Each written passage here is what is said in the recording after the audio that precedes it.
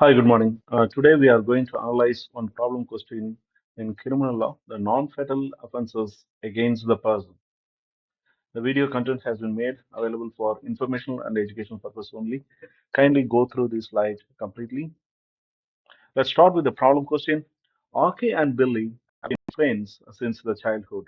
However, they recently had an argument and stopped talking to each other when Billy started dating Aki's ex-girlfriend, Cherise. Aki has reacted badly to the news that Billy and Cherise have decided to get married. Aki started posting abusive and threatening messages and comments on Billy's social media pages. Billy ignores the message and deletes them, but Cherise see the message before they are deleted, and this causes her to suffer sleepless nights and increasingly severe anxiety attacks. Cherise is unable to get an appointment to discuss her anxiety with her doctor as the surgery is too busy. This caused her condition to deteriorate to the point she is unable to leave the house. Billy decides to block Orky from all his Billy's social media accounts. One day, Aki waits for Billy outside the Billy's workplace. As Billy steps outside with his colleague, David, Aki confronts him, screaming and waving his arms aggressively. As Aki is waving his arms, he hits David. David cheek is cut by Aki's ring. Angry at the cut, David throws a punch at Orky. Orky moves out of the way and punch lands on Billy, knocking Billy out. Billy temporarily loses the consciousness and suffers a concussion. Later, Billy receives a treatment for bleeding in the brain caused by the punch. We have to discuss the liability of the Orky and David for the non-fatal offenses against the person arising from this problem. First, we'll take the Orky versus Cherry's case.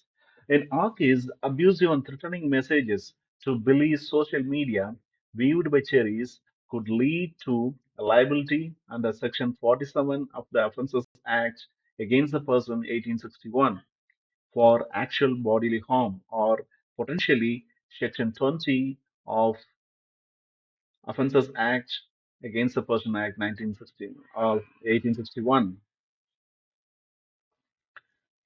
depending on the level of harm caused by cherries. Under R versus Ireland and R versus Bristow in 1998, psychiatric injury such as a severe anxiety can constitute ABH or GBH if it is a recognizable and diagnosable medical conditions. ABH is actual bodily harm, GBH is grievous bodily harm. The psychiatric injury, such as severe anxiety, can constitute actual bodily harm or the grievous bodily harm if it is a recognizable and diagnosable medical conditions.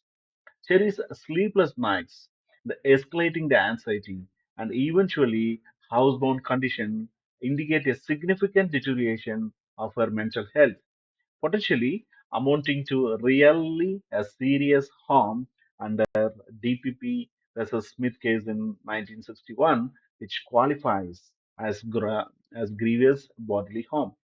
The key issue here is the ac's mens rea. For the Section 20, OK must have foreseen the risk of causing some harm, as per R versus Mowat case in 1968, while the Section 47 requires a proof of intention or recklessness as to assault or the battery, as per R versus Savage case and the Parmenter case in 1992. Or case repeated abusive messages, despite their threatening nature, suggest recklessness rather than an intent to cause a serious harm.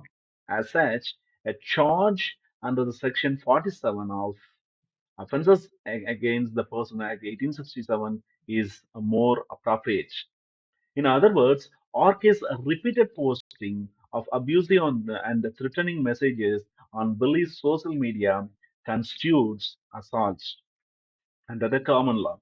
Assault involves an act causing the victim to apprehend immediate unlawful violence as defined in Fagan versus Metropolitan Police Commissioner case in 1969. While Billy ignored the message, Teresa saw them and suffered a severe anxiety attack as a result. Under Section 47 of OAPA in 1861, the actual bodily harm include the psychotic harm as established in Orwell's Ireland and Bristow case in 1998. The anxiety caused to Cherries might satisfy the criteria for ABH if the court considered her condition more than a mere an emotional distress. However, the lack of immediate apprehension by Cherries could complicate a straightforward assault claim. Let's move to the second issue of RK versus Billy. The RK's confrontation with Billy outside his workplace constitute assault. The assault under the common law as codified in R versus Vena in 1976 case requires causing the victim to apprehend immediate unlawful force. The RK's aggressive screaming and arm waving were deliberate actions likely to instill fear in Billy. So no physical injury occurred directly to Billy at this stage, but the act of confronting him satisfied the actor's risk of the assault. The mens rea is established as Orkey intended or was reckless as to causing Billy to fear the imminent force. Orkey's confrontation with Billy outside his workplace constitute assault and battery against David. The battery requires the application of unlawful force, and Orkey's aggressive waving of the arms, which cuts the David cheek with his ring, fulfill these elements. The actor's race of the battery is satisfied through a physical contact, while the mens rea requires intentional or reckless application of force as outlined in Orr versus Vena in 1976 case.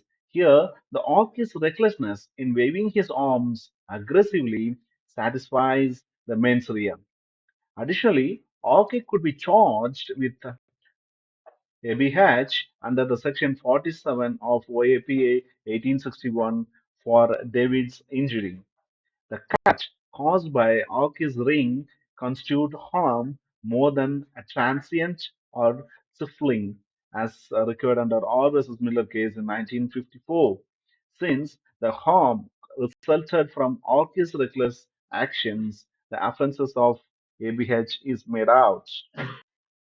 So Orky versus David. When Orky's arm struck the David face, resulting in the cheek out, he caused the ABH under the section 47 of OAPA. The cut may not meet the threshold of wounding under the section 20 of OAPA, as the wound requires a break in all the layers of the skin. A minor versus Eisenhower case in 1984, where ABH is appropriate because the injury inferred with the health or comfort of the victim, or versus Donovan in 1934 case. The mens rea under the section 47 of OAPA requires a intent or recklessness as to the assault or battery, but not as to the resulting harm. The Ork's arm waving, while not intended to harm the David, was reckless as it created a forcible risk or injury. Thus, Orkey can be held liable for ABH under the section 47. Let's analyze the final scenario, the David versus Billy case. David's liability arises from the punch he throws in response to Orkey's action.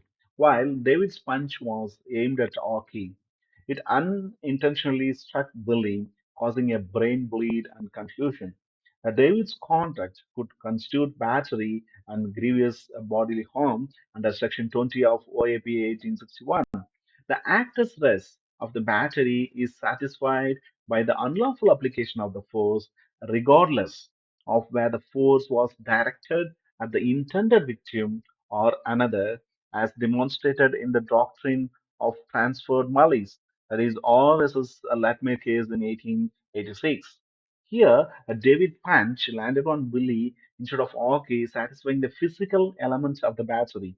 The injury caused to Billy amounts to the grievous bodily harm under Section 20 of OAPA 1861, which requires a really serious harm as defined in DPP versus Smith in 1961 case. A Billy's a brain injury and confusion clearly meet this threshold. A mens rea for the Section 20 requires the defendant to foresee some harm, albeit not necessarily the extent of it, as in case of R versus Mowat case in 1968.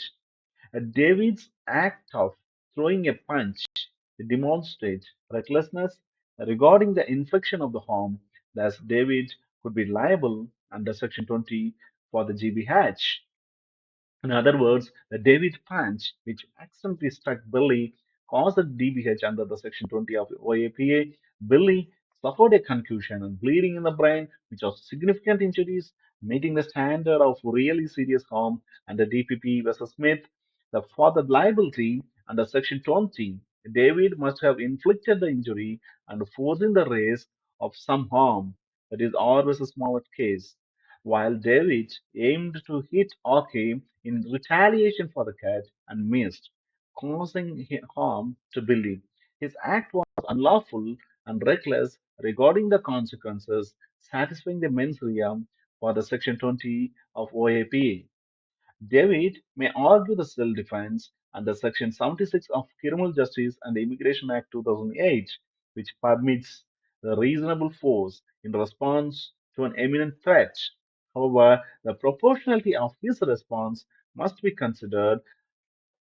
Retaliatory actions often fail to meet the standard of reasonable force. As in R versus Clegg in 1995 case, David's punch, delivered in anger rather than self-preservation, undermines a self-defense claim. To conclude, OK is liable for the assault through his social media messages and the ABH under Section 47 of OAPA 1861 due to the psychotic harm caused by cherries. His reckless action outside the Billy's workplace making him liable for the battery and the ABH against David. David is liable for battery and GBH under the Section 20 of OAP 1861 for the injuries caused to Billy, even though the punch was misdirected. Both defendant's action demonstrate the liability for non-fatal offences against the person under the common law under OAPA 1861.